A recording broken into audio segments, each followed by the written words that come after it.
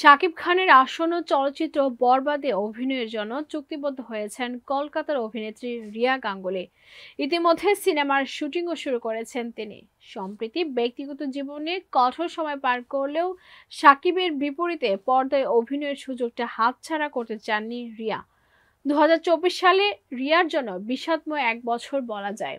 নানা ঝড় বয়ে গেছে অভিনেত্রীর জীবনে। তবে সবকিছুর মধ্যেও নিজের দুই সন্তানকে সামলে কাজের হাত ধরে এগিয়ে গিয়েছেন সামনের দিকে। স্বামীর সঙ্গে বিচ্ছেদের খবর, সন্তান সম পোষ্যকে হারানো, এই সবকিছুর পরও দারুণ সুখবর দিলেন অভিনেত্রী। শুরু করলেন সাকিবের সঙ্গে শুটিং। ভারতীয় গণমাধ্যম সূত্রে জানা গেছে, ইতিমধ্যে কিছুদিনের শুটিং সেরে ফেলেছেন রিয়া। বরবাদে খুব গুরুত্বপূর্ণ একটি চরিত্রে অভিনয় করেছেন তিনি।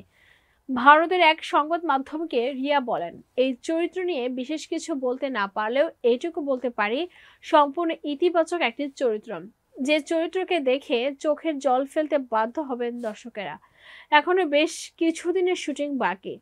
সাকিব ভাইয়ের সঙ্গে দেখা হয়নি আমার, তবে নতুন বছরে নিশ্চয়ই দেখা হবে এবং অনেক গল্প হবে। গল্পে মুগ্ধ করলেও লাভের মুখে দেখেনি মালয়ালম ইন্ডাস্ট্রি। সাকিবের এই সিনেমায় রয়েছে তার প্রিয়তমার অভিনেত্রী ইধিকা পালক।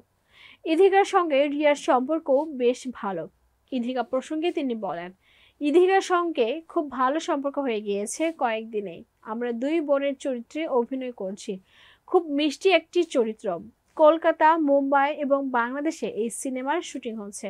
২০২৫-এর ঈদে এটির মুক্তির অপেক্ষায় রয়েছে। গত বছরটা খারাপ কাটলেও এই মুহূর্তে কাজ এবং পরিবার নিয়ে ভালো থাকতে চান রিয়া। নিজের জীবনটাকে আরো গুছিয়ে নিতে চান অভিনেত্রী। নিজের ধ্যান জ্ঞান রাখতে চান পর্দাতে। সাকিবের বরবাদের মাধ্যমে দর্শকরা হয়তো নতুন এক রিয়াকেই দেখতে পাবেন। রিয়ার প্রত্যাশাও তেমনটাই।